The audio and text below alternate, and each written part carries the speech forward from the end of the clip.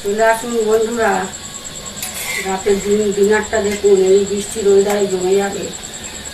একদম ময়দার পরোটা, একদম দেখবেন ফুলছে দেখুন, বাচ্চা বাচ্চা পরোটা, ছোট্ট ছোট্ট পুটকু পুটকু পরোটা বানিয়েছি। কড়া কড়া করে না ভাজলে আবার আমার হয় না, খাবো না বলুন তো দেখিনি, ডাক্তার সব বারণ করে দিয়েছে খেতে, আর খাবো না। মাকে থাকবে বলুন দেখিনি, কড়া হয়ে যাচ্ছে যদি এইটা ইয়েটা খুবই, আর আমি একটু কড়া কড়া খেতে ভালোবাসি।